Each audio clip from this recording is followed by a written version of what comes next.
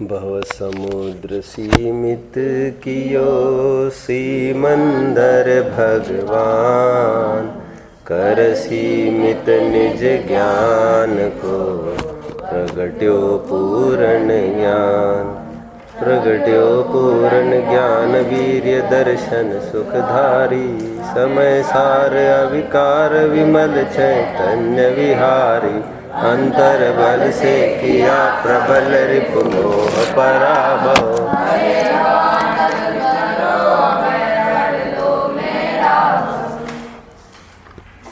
हमने स्थापना के उपरांत जल, चंदन, अक्षत, पुष्प, नैवेद्य, दीप, धूप, इन छंदों का वर्णन देखा। लोकोत्तर अर्थ किया है इन द्रव्यों का, जिसको हम ऐहिक जल चंदन आदि कहते हैं। इस लोक का जल चंदन आदि उसका लोकोत्तर अर्थ कर करके दिखाया है। जल का अर्थ यहाँ पर ज्ञान ऐसा किया था। चंदन का अर्थ भव के ताप का नाश करने में समर्थ हमारा समता भाव लिया था। सब आत्मिक द्रव्य है ये सब। अक्षत के रूप में त्रिकाली ध्रुव, अक्षत पद के आश्रय करके अक्षत पद, शाश्वत पद, मोक्ष पद की प्राप्ति की प्रेरणा हमने यहाँ से पाई। पुष्प के रूप में भी कोमलता, अप्रभावितपना, वितरागता की गंध, यहाँ से सुगंध यहाँ से कवि ने फैलाई है।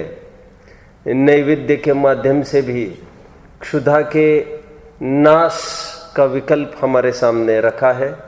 और दीप कहकर भी इन जड़ दीप की बात नहीं, इन लोकोत्तर ज्ञान रूपी दीपक की बात है। और सूरज को यदि दीपक से पूजन करनी है खरे अर्थ में, तो सूरज स्टैंड्स फॉर केवल ज्ञान एंड दीपक स्टैंड्स फॉर श्रुत ज्ञान। तो केवल ज्ञान की सच्ची पूजा करनी है तो हमारे पास बोलो श्रुत ज्ञान होना जरूरी है। और श्रुत ज्ञान मीन्स सम्यक ज्ञान। सम्यक ज्ञान आत्मानुभूति पूर्वक होता है। भगवान का सच्चा समर्पण, और भगवान को यदि सच्चा द्रव्य चढ़ाना है हमको भक्ति में, बोलो सबसे महंगी और सुंदर वस्तु की बात नहीं है। और यदि सबसे सुंदर और महंगी वस्तु ही की बात आप करते हैं तो वह दुर्लभ वस्तु सम्यक ज्ञान ही है। बोधि दुर्लभ भावना में ये बताया गया है कि एक आध बोधि दुर्लभ भावना बोल के दिखाओ। पायो अनंत बिरिया पद, क्या है वो? पय सम्यक ज्ञान न लाधो, है ऐसा बोधि दुर्लभ भावना। ये 6 ढाला की वहाँ पर यह बताया गया है आनंद बार आनंद पदों की प्राप्ति की, लेकिन सम्यक ज्ञान की प्राप्ति नहीं की तो सब निस्सार है। अब सभी बोधि दुर्लभ भावना इस दृष्टि से देखिए तो आपको पता चलेगा। धूप के नाम पर भी यहाँ पर लौकिक धूप की बात न करके लोकोत्तर धूप,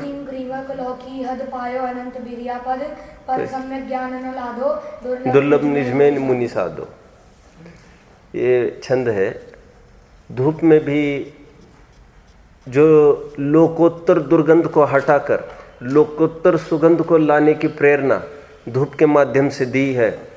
वैसे आपको शायद जानकारी हो न हो, महावीर का जीव जो तीर्थंकर था वही पहले कभी नारायण का भी जीव रहा है। इसलिए 63 साल का पुरुषों में हमारे यहाँ इस बार 63 नहीं हुए हैं पुरुष, 58 पुरुषों ने ही इन 63 पदों का ग्रहण किया है।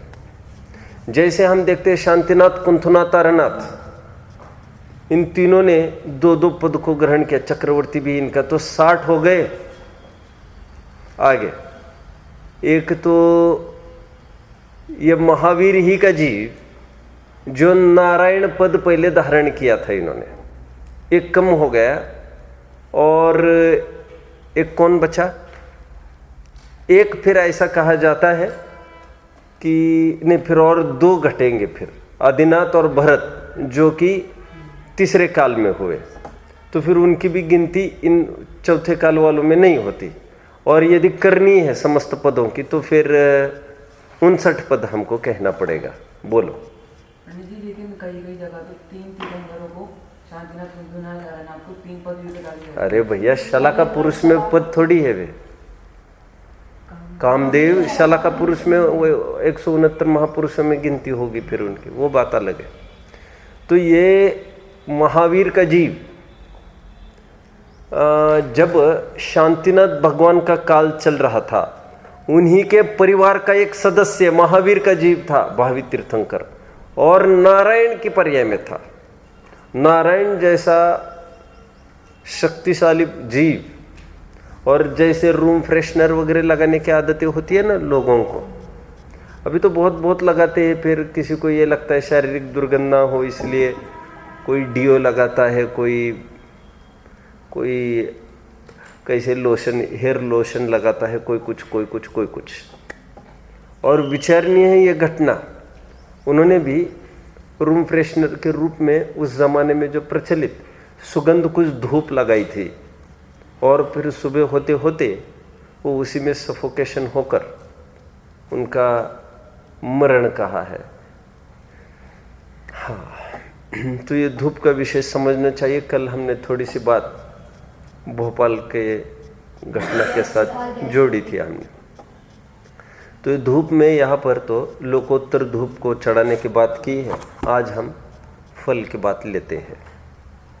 लोक में वे ही बीज बोना पसंद किए जाते हैं जिसका फल सुमधुर हो और मीठा हो।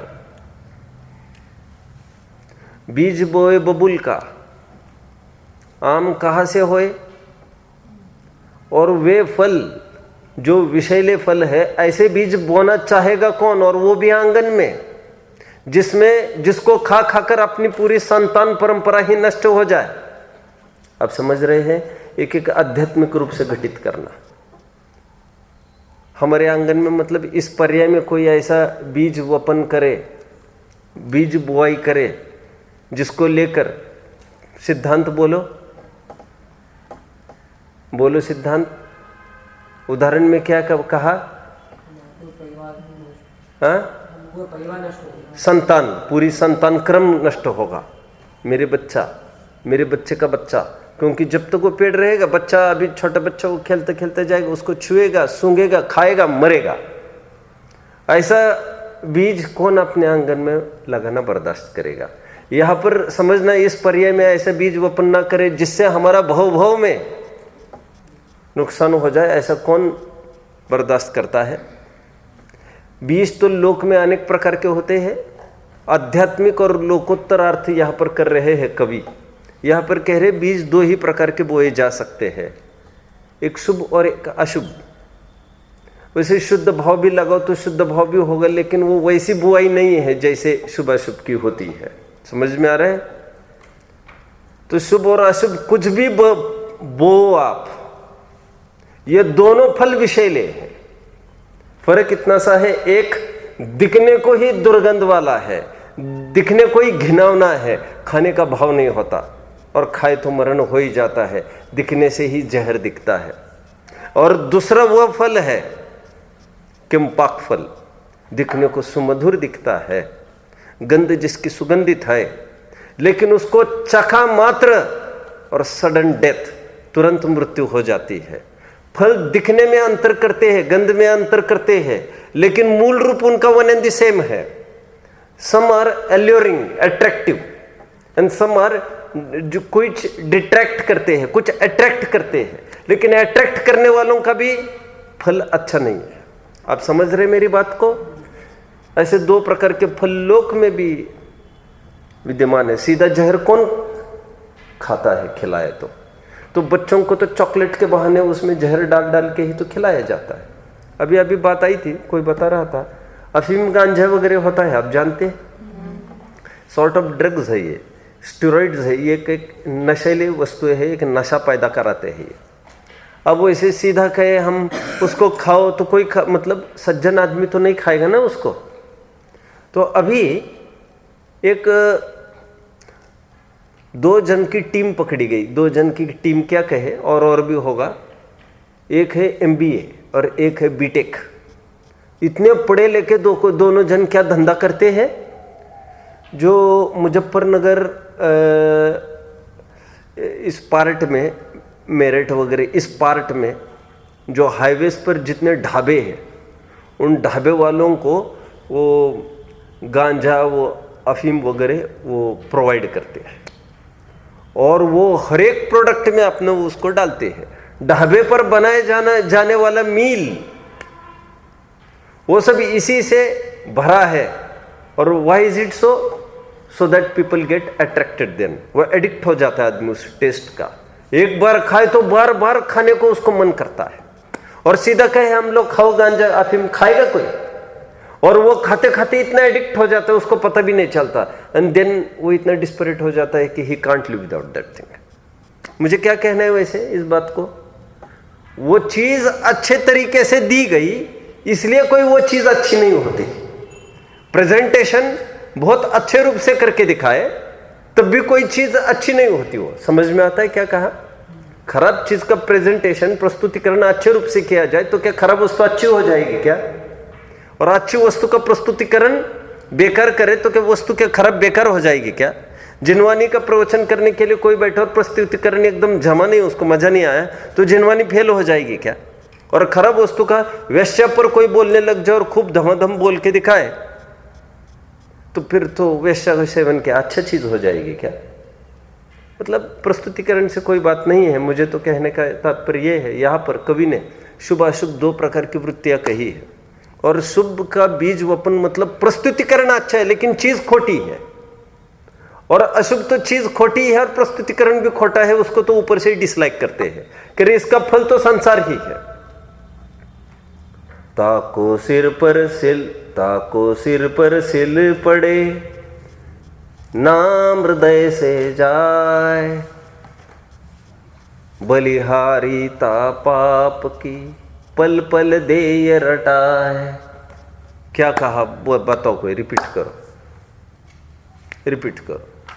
ताको सिर पर सिल पड़े, उसके माथे पर पत्थर पड़ जाए, नाम हृदय से जाए, जिसको लेकर फिर नाम भी हृदय से निकल जाता है। किसकी बात कर रही है?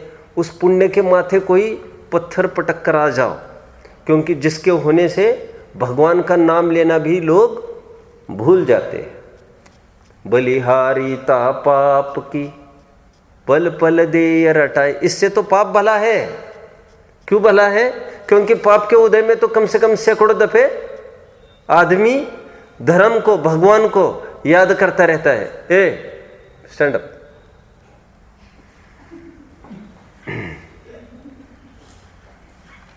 स्कूल में भी ऐसे ही होता है क्या कि किसी का ध्यान नहीं रहता है? क्या होता है?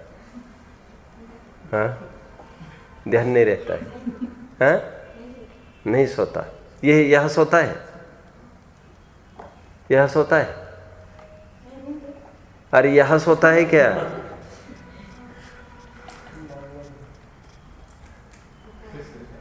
चलो क्या बात चल रही है? शुभ अशुभ वृत्ति की बात चल रही है। और यहाँ पर अशुभवत शुभ को भी हे बताया जा रहा है। समझ में आ रहा है? क्यों? क्योंकि पुण्य के उदय से तो धर्म और छूटने की संभावना होती है। पाप के उदय में तो लोग उठते बैठते भगवान का नाम लेते। कैसे लेते हैं? घुटने बहुत दर्द होने लग जाए, कैसे उठेंगे? और एकदम अच्छे से मजबूती है तो कौन भगवान क्या चीज़ है? सब अनुकूल चल रहे तो कौन पूछता है भगवान को? तो पुण्य तो और बेकारी कर लेता है। इसलिए तो आचार्यों ने जगह जगह ऐसे पुण्य को हे कह दिया। ऐसा पुण्य हमको नहीं चाहिए। ता पुण्य अम्म माँ हो। सुना है क्या ये छंद? परमात्मा प्रकाश का बहुत प्रसिद्ध छंद है। पुण्येन होई विहवो पुण्य होगा तो क्या होगा, उससे वैभव मिलेगा। पुण्येन होई विहवो विहवेन मयेन मयी मोह। वैभव होने से क्या होगा, फिर मोह करेगा। मोहेन य पुण्य पावम, मोह करके क्या होगा, फिर पाप करेगा। तपुण्य अम्मा हो, ऐसा पाप जिसका फल फिर पलट कर पाप ही है, ऐसा पुण्य हमको नहीं चाहिए। पुण्य में भी पाप का ही बीज है। पुण्यानाम पाप बीज, पुण्यानाम बहु बीज उद्भावयति। प्रवचन सार की 64वीं गाथा की उत्थानिकाय से प्रवचन सार है यहाँ पर, उठाइए कोई जल्दी फटाफट। आप आपका देख लीजिए, सब खोलिए प्रवचन सार।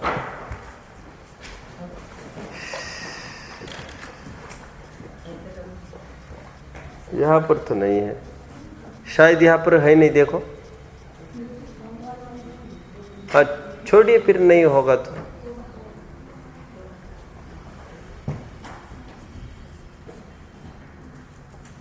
छोड़िए, बैठ जाइए। हाँ, 1 2 और वो तो नहीं है। हाँ, यहाँ पर है नहीं, यहाँ पर है नहीं। उस दिन टैली किया था, यहाँ पर मिला नहीं था तब भी, तो यही एक मिला था। आप सब बैठ जाइए भैया। सुनिए, ग्रंथ नहीं चाहिए, आप सब बैठ जाइए।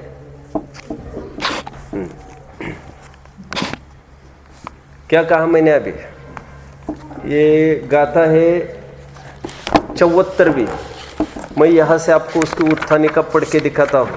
प्रवचन सार गाथा 74। देखो यहाँ पर ये कहते हैं,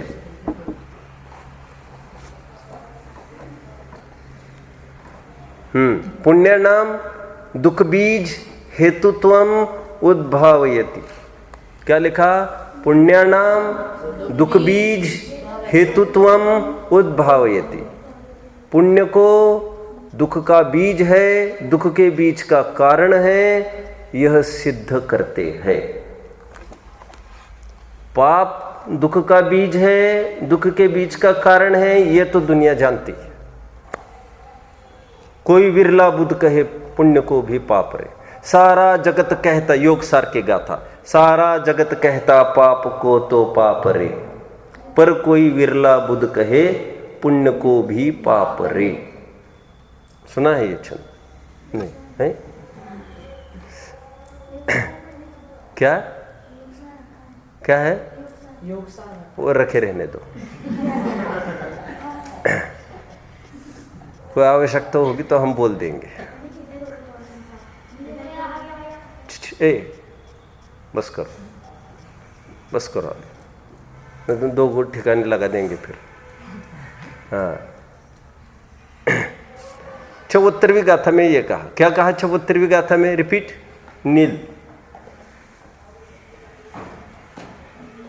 कि पुण्य तो दुख का बीज, पुण्य नाम दुख बीज हेतुत्वम उद्भावयति। बोलो, पुण्य नाम दुख बीज हेतुत्वम उद्भावयति। हेतुत्वम उद्भावयति। पुण्य में दुख का बीज के कारणत्व को सिद्ध करते हैं। अभी 74वीं की उत्थानिका में ये बोला, संस्कृत, हाँ संस्कृत ही है नहीं। फिर अब 76वीं का एंड कैसे करते हैं, देखो 76वीं गाथा की टीका का। अभी कहते हैं पापवत पुण्यमपि दुख साधन मात्रम। मैं यहां से पढ़ के दिखाता हूं, 1 मिनट। 76 है ना? हाँ देखिए, मिल गए 76 का। अथ एवं पुण्यमपि पापवत दुख साधन मात्रम। क्या अर्थ बन गया इसका? पाप की भांति पुण्य भी दुख का साधन है, कारण है, ये फलित होता है। ये पूरा अधिकार उसी का है, पुण्य और पाप एक। इसलिए यहाँ पर प्रेरणा की है शुद्ध भाव करने की। फल यदि चाहिए हमको, निर्वाण का फल चाहिए, तो शुद्ध भाव करो। बाकी उसके अलावा कोई भी बीज हम बोते हैं, कोई भी बीज मतलब पुण्य हो अथवा पाप हो, उन दोनों का फल भव संसार है, भव चक्र है। क्या आप जानते हैं सादिक 2000 सागर के लिए तरस पर्याय के लिए जीव निकलता है। क्या कहा?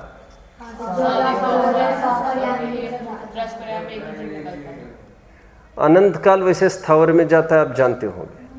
तरस में यदि आए बाय चांस, भाड़ में भुंजे हुए चने के समान जिस प्रकार एक हाथ उछट जाते है, उसी प्रकार एक हाथ तरस में आने जैसी बात होती है। इसलिए 6 ढाले में कहा दुर्लभ लही जो चिंतामणि, त्यो पर्याय लही तरसतणी। तरस का पाना इतना कठिन है, और कदाचित तरस में आए तो अंतर मुहूर्त में फिर जा सकता है स्थावर में, जगन्य काल। और यदि उत्कृष्ट काल यदि बीते तरस में, तो उत्कृष्ट में उत्कृष्ट यदि बीते तो सादिक 2000 सागर बीत सकता है। जानने के लिए आपको थोड़ा सा आश्चर्य लगेगा, सादिक 2000 सागर में से 2/3 काल मीन्स 1360 सागर काल वैमानिकों में जाता है। कितना? 1360 सागर वैमानिकों में जाता है। 640 सागर नारकियों में जाता है। और जो साधिक पार्ट है, साधिक, उन साधिक में 2 इंद्रिय, 3 इंद्रिय, 4 इंद्रिय, असंगी पंचेंद्रिय तिर्यंश, संगी पंचेंद्रिय तिर्यंश, मनुष्य और फिर भवंत्रिक, इन सबका नंबर उन साधिक में लगता है। निष्कर्ष क्या है, कौन बताएगा? बोलो। कि जो मतलब त्रस पर्याय है, और उसमें भी जो मतलब जो मनुष्य पर्याय है वो दुर्लभ है। और बोलो, विशेष बात सिद्ध क्या करनी है? बहुत थोड़ा टाइम है कल्याण की, वो तो ठीक है। और अरे नरक से दुगना समय तो वैमानिकों में जाता है जीवों का। इससे क्या बात फलित होती है? मतलब जितना पापी जीव है उससे दुगुने तो पुण्य जीव होते हैं। और कोई भी आदमी जितनी बार पाप कर सकता है उससे दुगुनी बार तो उतना पुण्य करता है। वैमानिक में दुगुना समय निकलता है। समझ में आता है? 1360 और 640 बोला ना, मतलब कितना हो गया? लगभग दुगुना समय जाता है। मतलब दुर्लभ नहीं है, ये तो बहुत सहजता से होता है। इसका फल भी संसार है। एक कान दुख रूप है और इस शुभ अशुभ भाव है, ये चेतन के ही आंगन में पैदा होते हैं। आंगन मतलब हमारे ही पर्याय में कांटे जैसे पैदा हो जाते हैं। और कितना भी सुंदर महल हो और आंगन में पूरे कांटे कांटे कांटे बिछे हो, तो महल की कितनी सुंदरता है। और झोपड़ा है और आंगन चकाचक है, कैसा है? तो कहते हैं ये तो चेतन के आंगन में शुभाशुभ भाव, ये तो कांटों जैसी पैदा हो जाती है। ये दुखमय है, ये असुचि है और एकदम विपरीत परिणाम वाली है ये चेतन के। इसलिए इनको छोड़ने के बाद कही है इनका फल दुख रूप है। इस छंद को पढ़िए सब एक साथ। शुभ अशुभ वृत्ति एकांत दुख अत्यंत मलिन संयोगी है। अज्ञान विधाता है इनका, विरोधी है। कांटों सी पैदा हो जाती चैतन्य सदन के आंगन में। चंचल छाया की माया सी घटती क्षण में बढ़ती क्षण में।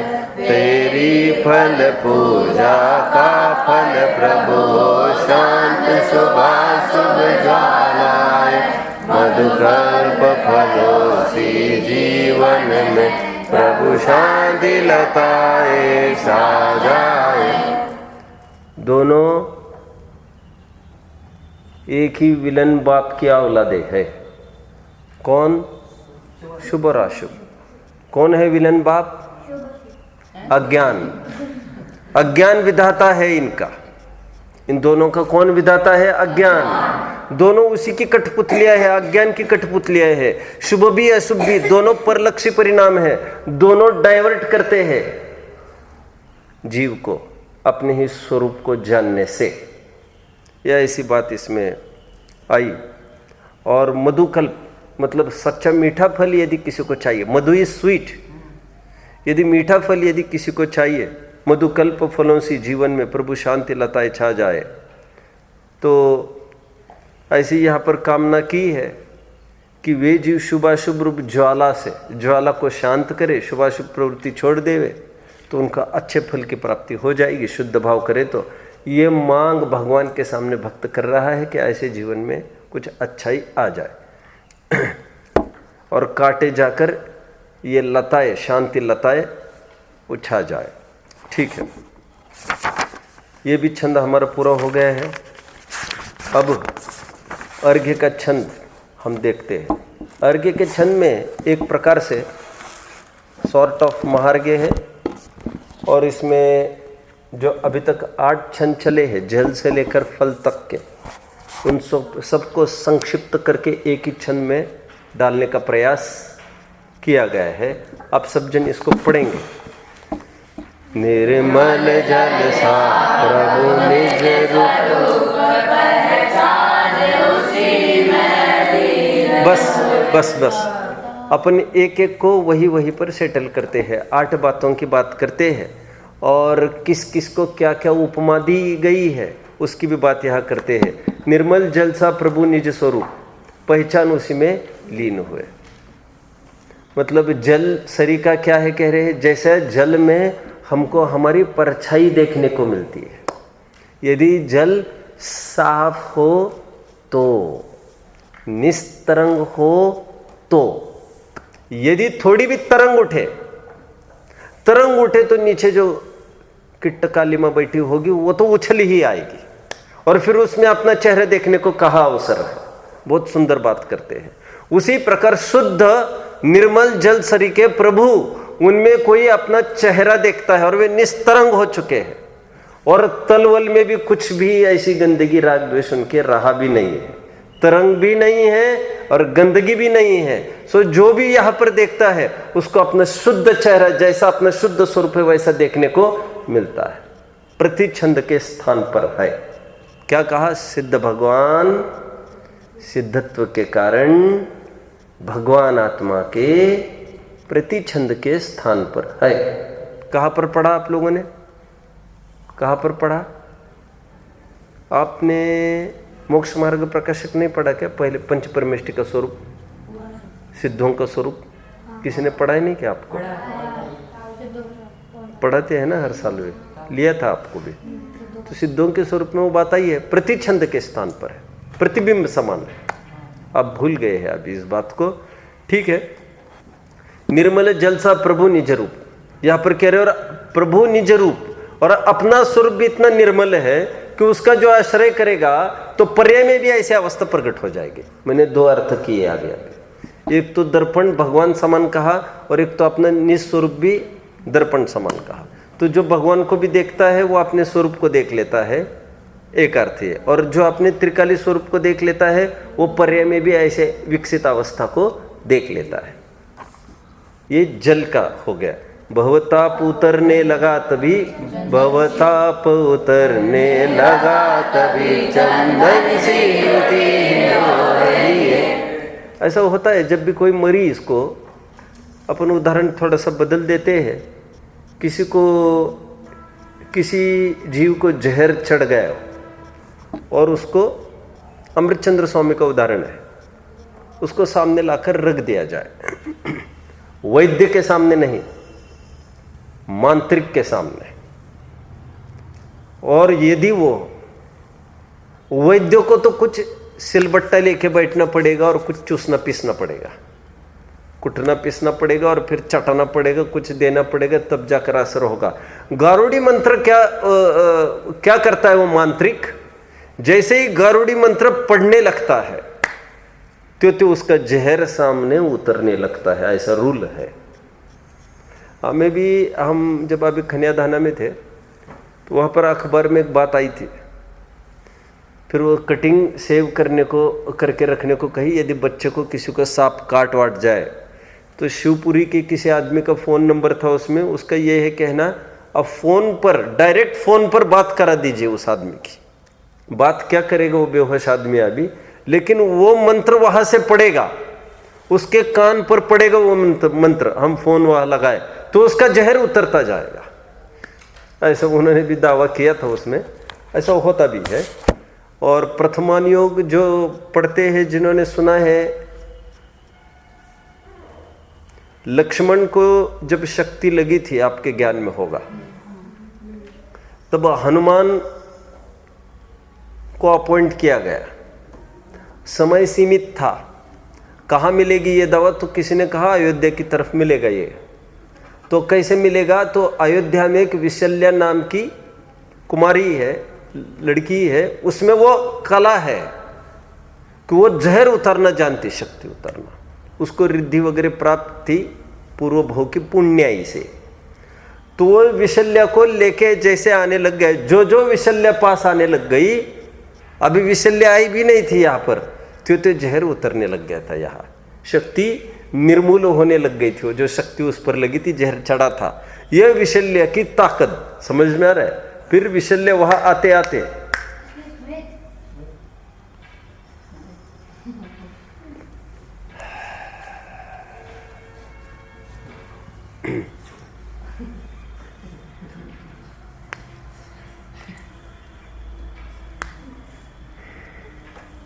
रोज क्यों सोता है? क्या बात है? आज ही तो सोया। अच्छा, आज ही सोया, ठीक है। अभी दूसरी बात में ये कहने लग गए हैं कि चंदन का जितना आश्रय लेंगे उतना ताप खत्म हो जाएगा। उसी प्रकार शुद्धात्मा का जितना आश्रय लेंगे उतनी मात्रा में ये राग द्वेष का आताप खत्म हो जाएगा। तो जितने आश्रय में, जितने मात्रा में भगवान का आश्रय लेते हो, उतने मात्रा में सुख शांति उत्पन्न होती है। अभिराम भवन प्रभु अक्षत का, सब शक्ति प्रसून लगे खिलने। बस भगवान श्री का हमारे भी अक्षत पद है, उसका आश्रय करके जैसे फूल खिल जाते हैं अच्छे मौसम में, ठीक उसी प्रकार यहाँ पर अनंत गुणों का विकास। उस दिन समझाया ना तुम्हें दर्श? उस दिन समझाया ना तुम्हें? समझाया ना उस दिन अच्छे से? तुम नहीं थे? नहीं तुम? हाँ, क्या बोल रहे? मैंने कुछ नहीं किया। अभी तुम हंस रहे थे, तभी तो तुम्हें टोक रहा हूं मैं। यहां देख रहे, वहां देख रहे, तभी तो तुम्हें टोक रहा हूं मैं। तुम यहां अटेंशन दो, डाइवर्ट मत हो। अभिराम भवन प्रभु अक्षत का, वैसे आराम का एक अर्थ बगीचा होता है और बगीचे में फूल खिलते हैं। यहाँ पर अभिराम का अर्थ वैसे तो आत्मा किया है, अक्षत किया है। अभिराम भवन प्रभु अक्षत का, सभी शक्ति प्रसून लगे खिलने, सभी शक्तियों का विकास होने लग गया। सर्वगुणांश तेज सम्यक्त्व, आत्मा का आश्रय करते ही सभी गुण सम्यक विकास की तरफ बढ़ने लग गए। आगे की लाइन पढ़ो। शुद्ध त्रिषा 18 दोष क्षीण, कैवल्य प्रदीप लगा जनने। प्रदीप की बात करी है और दीपक को यहाँ पर केवल ज्ञान की उपमा दी है, जो ये वहाँ पर हमने छंद में देखा था। और जैसे ये प्रदीप जलने लग गया, वैसे जैसे ही दीपक जल जाता है वैसे ही जीव जीवाणु खत्म होने लगते हैं, निर्जंतुक होने लगते हैं। उसी प्रकार केवल ज्ञान प्रदीप जलते ही समस्त 18 दोष का नाश हो गया। आगे, मिट चली चपलता योगों की, कर्मों के ईंधन ध्वस्त हुए। धूप की यहाँ पर बात करी है कि कर्मों का ईंधन, रॉ मटेरियल खत्म होने लग गया, क्योंकि जैसे ही चपलता मिटने लग गए। 13वें गुणस्थान की बात कर रहे, सहयोग केवली, और 13वां गुणस्थान भी खत्म होने को आया। योगों की चपलता मिटने लग गए, तो कर्मों का ईंधन, वो क्या कहना चाहिए, बारूद का सेंटर को क्या कहते हैं? वो जहाँ पर पूरा बारूद रखा रहता है, डायरेक्ट उसको उड़ा देना, तो फिर तो कहना चाहिए निष्क्रिय हो जाता है शत्रु।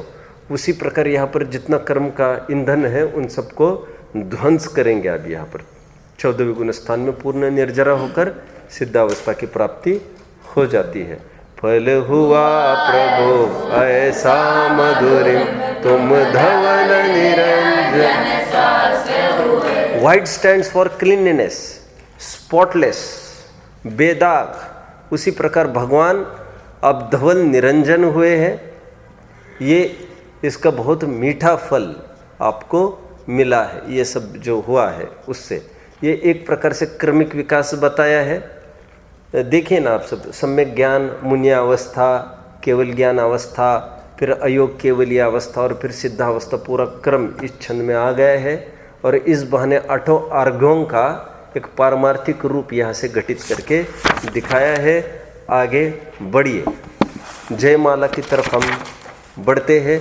जयमाला का अर्थ आप लोग भली भांति समझते हो। जयमाला का अर्थ पिछले साल वैसे आपको बताया गया होगा। पूजा विधि और फल आपने पढ़ा था पिछले साल, तो आपको जयमाला का अर्थ उसमें जरूर बताया होगा। जयमाला का अर्थ ये होता है कि निर्बाध रूप से आप पूजन करते रहना। माला मीन्स चेन, सूत्रबद्ध, लिंक्ड, विदाउट एनी ब्रेकेज। क्या किसका ब्रेकेज, किस में ब्रेकेज नहीं आए? जय जयकार में, स्तुति भक्ति पूजन में। अभी तक जो ब्रेकेज आ रहा था बीच बीच में, क्या ब्रेकेज आ रहा था? अब तुम काय के लिए बोला? उसका अवसर छीन लिया तुमने। बीच में जैसे हम लोग पूरे पूजन बोलते हैं तो हम जयमाला में उसका ब्रेकेज नहीं आएगा कि बाबा आगे बोलने पड़ेंगे, आगे बोलने पड़ेंगे। जैसे पूरी जयमाला खत्म हुई वैसे आगे का बैठ जा। ये जयमाला का अर्थ किया, ठीक है। अभी देखिए इसको 4 लाइन्स पढ़िए जल्दी।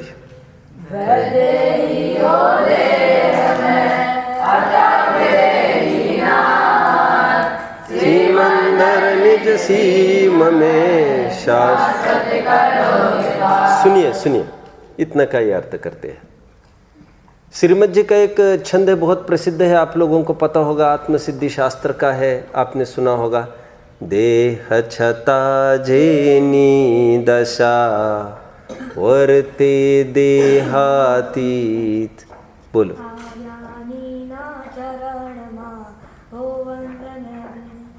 ते ज्ञानी ना चरण मा हो वंदन अगणित।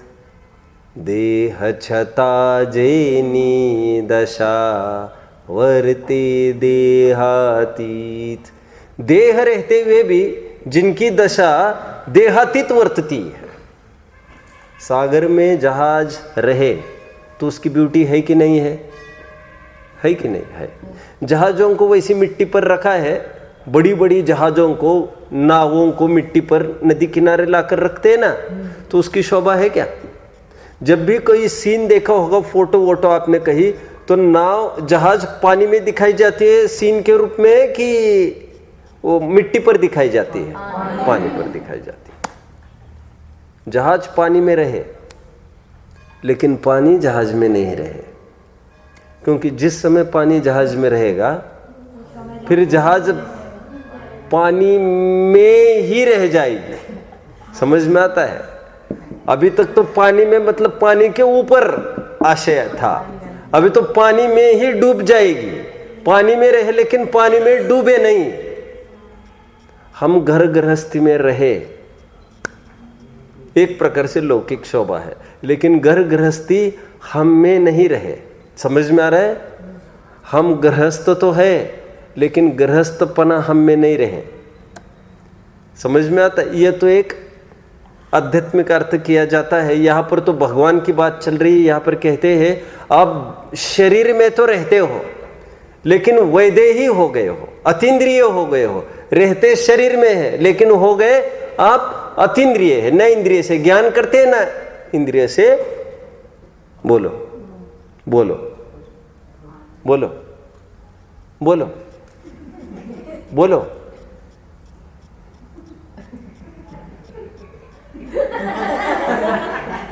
बोलो हाँ बोलो हाँ। ना उससे ज्ञान करते ना उससे कोई सुख मिलता। राइट, मिलता नहीं। हाँ ठीक है ठीक है, बैठो बैठो। इंद्रिय ज्ञान का काम नहीं, इंद्रिय सुख का काम नहीं, डेकोरेशन के लिए है बस। वो वहां पर बाहर का ठेगड़ा लगाया है, उससे कुछ भी फंक्शन नहीं होता। वैदेही हो देह में अतः विदेहीनाथ, सीमंदर निसीम में शाश्वत करो निवास। अपनी सीमा के बाहर भी आप निकलते नहीं हैं। आप लोगों को एक रूल पता होगा शायद, जब तक मेंढक कुएं में है मेंढक भी कुएं में है और सांप भी कुएं में है। शायद आप लोग कोई जानता होगा, सांप मेंढक को नहीं खा सकता। और मेंढक कुएं से बाहर निकला, खा लिया सांप ने। 1 2 आपने कभी ये भी देखा होगा, बिल से, ये तो आंखों देखा बहुत है मेरा, बिल से निकला सांप।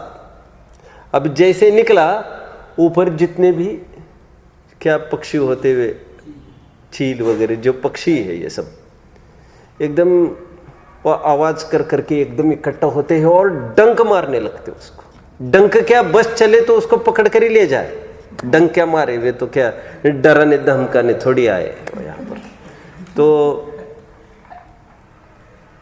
और सांप क्या करता है, फिर थोड़ा बाहर निकला, खतरा देखा, एकदम अंदर आ जाता है, क्योंकि वहां पर गुप्त गुफा में उसको क्या खतरा है, लेकिन रहेगा कब तक वो अंदर। अब फिर एक रात तो अनुकूल पड़ती है उसको, एक टाइम तो अनुकूल पड़ता है रात का, जिस समय में वे नहीं देखे, वे अपने अपने घोंसला पकड़ लेते हैं और ये भोजन के लिए बाहर निकल सकता है। लेकिन कभी बहुत समस्या हो गई गर्मी आदि की, और ये बाहर है, अंदर गर्मी से मर जाएगा नहीं तो। और क्योंकि बरसात के दिनों में एकदम गर्मी के बाद जब बरसात चालू होती है तो ये अंदर छेद किए रहते हैं, तो एकदम गर्मी से ये भी तड़पते रहते हैं।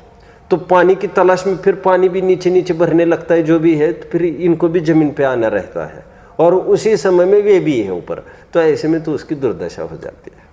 हे भगवान, आप शाश्वत निवास करते हो, घर से बाहर नहीं निकलते हो, इसीलिए आप बहुत सुरक्षित हो, निज सीमा के बाहर नहीं आते। You don't encroach your limits and therefore you are safe and secure. नीचे की 2 लाइन पढ़ो।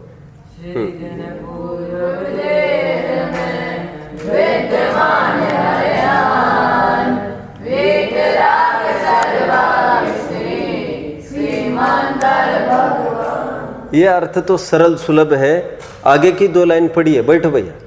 हाँ, स्वभावी सीमंदर तुम हो, असीम आनंद रूप, अपनी सीमा में सीमित हो, फिर भी हो तुम त्रैलोक्य भू। अपने कमरे से बाहर निकलते नहीं और राज करते पूरे 3 लोक पर। आगे बढ़ो।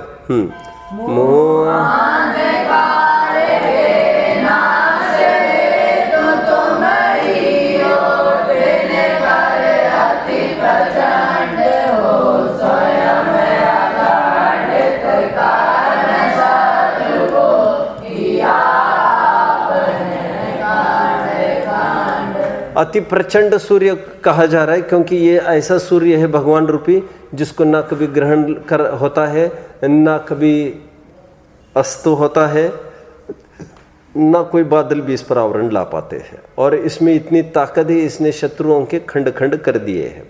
सरल है, बहुत सरल है। आगे बढ़ो।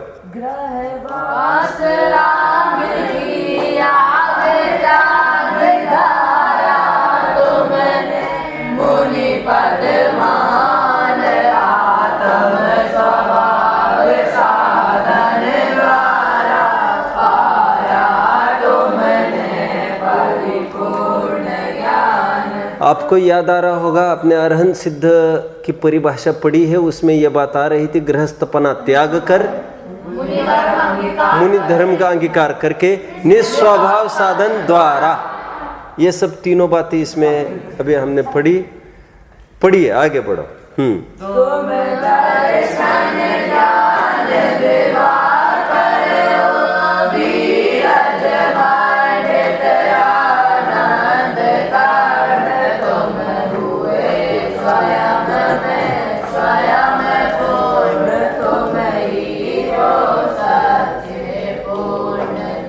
पूर्ण चंद मीन्स पूर्ण चंद्रमा, मासी का पूनम जैसे चंद्रमा जैसे आपकी पूर्ण विकसित हालत हो गई है। ऊपर सूरज की उपमा दी जा रही थी, यहाँ पर चंद्रमा की उपमा दी जा रही थी, क्योंकि 2 दैदीप्यमान ज्योतिषी विमान माने गए, सूर्य और चंद्रमा, जिनकी समय समय पर पूजा अर्चा आदि होती रहती। एक शीतलता के लिए प्रसिद्ध है, एक उजाले के लिए प्रसिद्ध है। किसी के बिना काम नहीं चलता हमारा। तो सबका अपना अपना महत्व है। चलो आगे बढ़ो। और ऐसा सुनते हैं। अभी उदाहरण और सिद्धांत आपको लगाना पड़ेगा।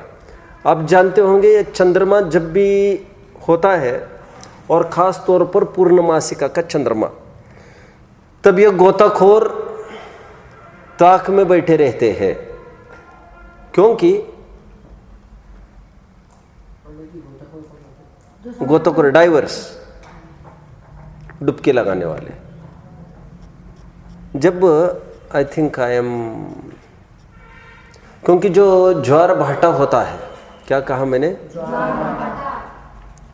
अभी जैसे आपने ज्योग्राफी में पढ़ा होगा, पूर्णमासिका के चंद्रमा के टाइम पर वहाँ पर पानी का लेवल बढ़ जाता है।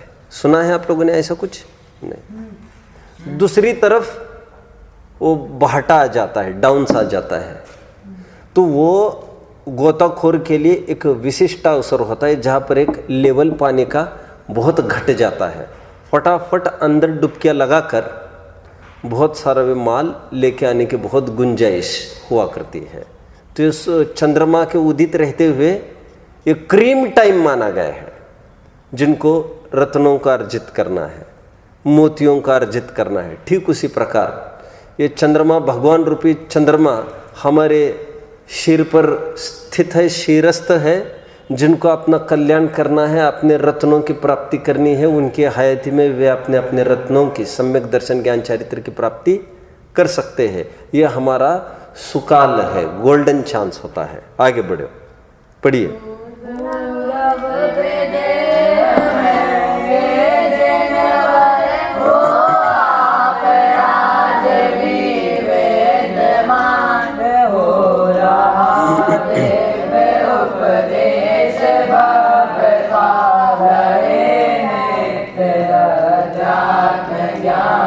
ओके, वहाँ पर आज भी 3-3, 4-4 बार देशना खिर रही है, 9-10 घंटे आज भी वहाँ पर। आप जानते हैं ना ये रूल? 2 ग्रंथों की अलग अलग विवक्षा है। एक ग्रंथ में ये साक्षी है कि दिन में 3 बार दिव्य ध्वनि कीर्ति है 6-6 घड़ी की। तिलय पंडिती ग्रंथ में 4 बार दिव्य ध्वनि का उल्लेख आता है 6-6 घड़ी का।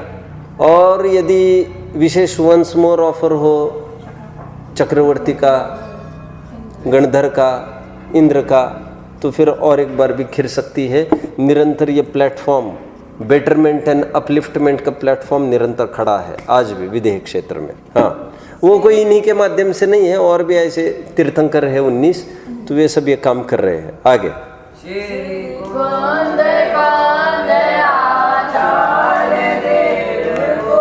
मिलाप से दिव्य ज्ञान आत्मानुभूति से कर प्रमाण पाया उन्हें। जैसा कि मैंने आपको पहले दिन ये बताया था, ये सुनते हैं पोन्नूर हिल में, जहाँ पर एग्जिस्टेंस कुंद आचार्य देव का रहा है कभी। वे कुंद आचार्य देव को एक बार बहुत महिमा आई सिमंदर भगवान की, और वहाँ से उन्होंने ढोक दी। तो समोशरण में से भगवान ने सद्धर्म वृद्धि रस्तु, आपके सच्चे धर्म की वृद्धि हो, ऐसा आशीर्वचन बोलने पर समोशरण में स्थित कुछ इंद्रों ने, कुछ जीवों ने ऐसा प्रश्न पूछा, ये आशीर्वाद किसके लिए? तो उन्होंने कहा भरत क्षेत्र में स्थित। तो फिर ऐसा सुनते हैं कि कुछ आयोजन बन गया उनको लाने का, और फिर उनको यहाँ पर सौभाग्य 8 दिन आने का बना था।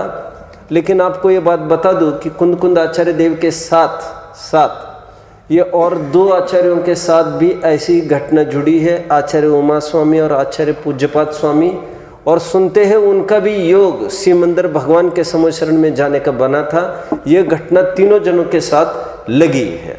तो हमारे यहाँ डायरेक्ट किसी का निमित्त नहीं होने पर भी इनके पुण्य योग से ऐसा सब बन गया। बोलो पंडित जी, फिर जैसे कि आपने जब मतलब भगवान की परिभाषा जिसमें बताया कि जो प्रभावित नहीं रहते, बराबर, उनने ऐसा क्यों बोला सिमंदर भगवान ने? क्या जब वो प्रभावित नहीं थे तो उन्हें तो आज ये कहने की बातें हैं, सब कहने की बातें हैं। ये नहीं सुनो, क्योंकि श्वेतंबर मत का स्टैंड अप, स्टैंड अप। तुम्हारी विशेषता ये है कि तुम सुन तो लेते हो बराबर, सोने के साथ साथ तुम सुन तो लेते हो, ये तुम्हारी विशेषता है। तुम्हारी नींद है वो प्रचला टाइप की है। कौन सी? तुम सुन भी लेते हो, इसलिए तुम्हें कभी भी पूछते हैं तो तुम बता भी देते हो, ये भी तुम्हारी विशेषता है। लेकिन फिर भी तुम्हें सोना मना है। समझ में आता है? ऐसा थोड़ी चलेगा। हाँ, टैलेंट कहे कि इसको क्या कहे, अब मैं नहीं कह सकता। नहीं, चलो सुनिए, तो ये तो समझ लो, ये जो आशीर्वाद पर्सनली जो बातचीत है, इसका तो श्वेतंबर लोग ऐसा कहते हैं कि तीर्थंकर ऐसा पर्सनली चैट करते हैं किसी के साथ, उसका तो दिगंबरों ने खंडन किया है। तो हम दिगंबरों में कहाँ से बन गए?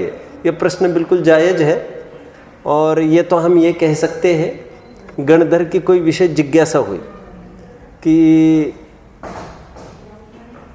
कोई पुण्यशाली जीव है भरत क्षेत्र में कोई, तो उनको विकल्प आया होगा कि हाँ है, तो उनको लाने का प्रावधान, तो कहानी किससे ऐसे जोड़ जोड़ के उसको ऐसा बनाया जाता है, पैचवर्क किया जाता है।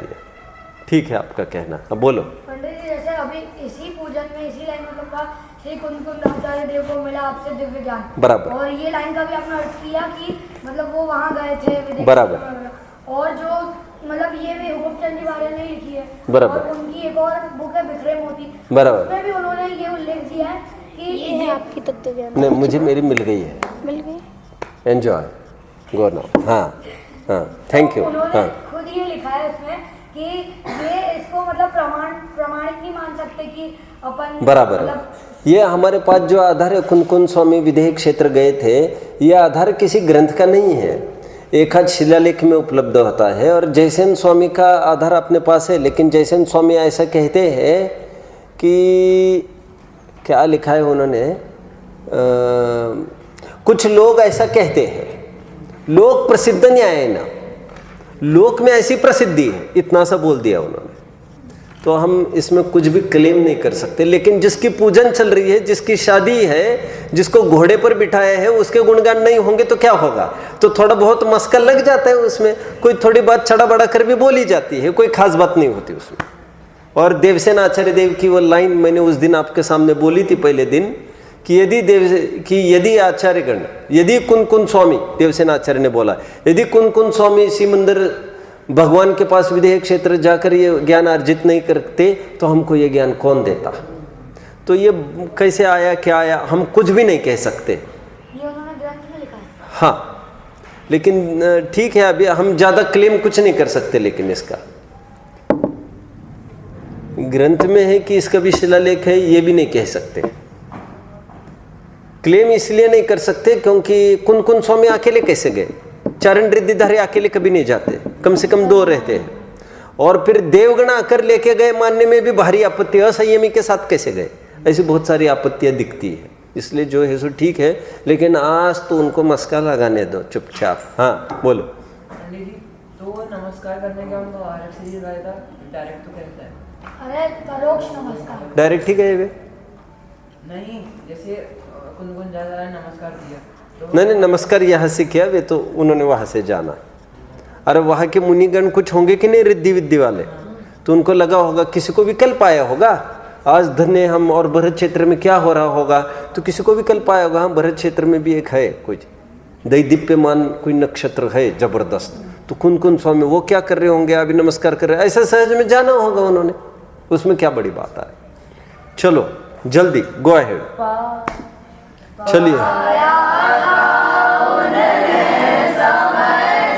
चलिए सुनिए, देखो, कुंद आचार्य देव को मिला आपसे दिव्य ज्ञान, आत्मानुभूति से कर प्रमाण पाया उनने आनंद प्रमाण। ये 5वीं गाथा की तरफ संकेत आ गया, समझ में आ रहा है? 5वीं गाथा समय सार की तरफ संकेत कैसे आ गया?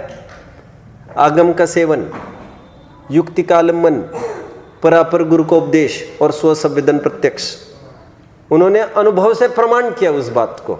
जो जो ग्रंथ में बात आई, उपदेश में बात आई, उन्होंने अनुभव से उसको प्रमाण किया और अपने शिष्यों को भी यही प्रेरणा दी है उन्होंने। यदि मैं दिखाऊंगा तो तुम प्रमाण करना।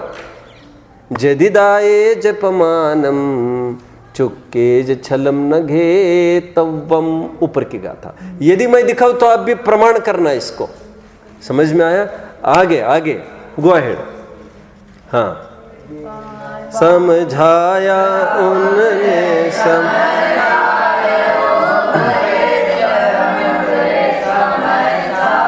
दे गए हमें वे समय सार।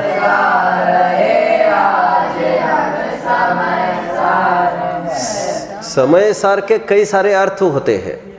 समय सार का एक अर्थ ग्रंथ भी होता है, समय सार का एक अर्थ शुद्धात्मा भी होता है, और समय सार का एक अर्थ पर्याय में प्रकट हुआ वाला शुद्धात्मा भी होता है। इसलिए पांचों परमेष्टि को भी शुद्ध समय सार कहते हैं। वे कार्य समय सार है, शुद्धात्मा कारण समय सार है। और जिनवानी जो समय सार है, जो 415 गाथाओं की, वह भी कारण समय सार है। त्रिकाली ध्रुव निश्चय कारण समय सार चेतन, और ये व्यवहार कारण समय सार अचेतन। कितने जन समझ रहे हैं? देखिए फिर से, दे गए हमें वे समय सार, ये विषय वस्तु दे गए हमको। गा रहे आज हम समय सार, आज हम शुद्धात्मा के गीत गा रहे है। समय सार बस एक सार, यही सार है संपूर्ण लोक में। समय सार बिन सब असार। आगे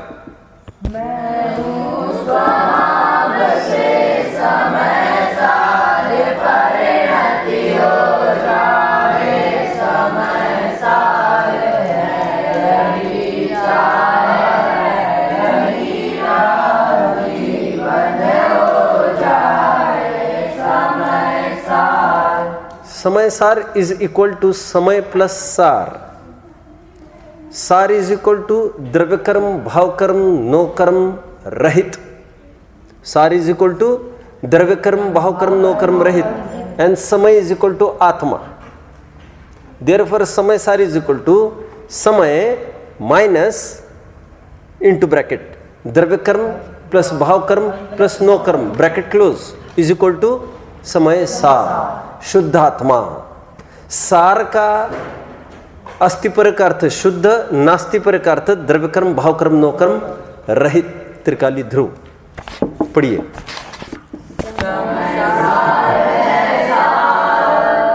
और सार कुछ है नहीं, महिमा अपरंपार, सरल है।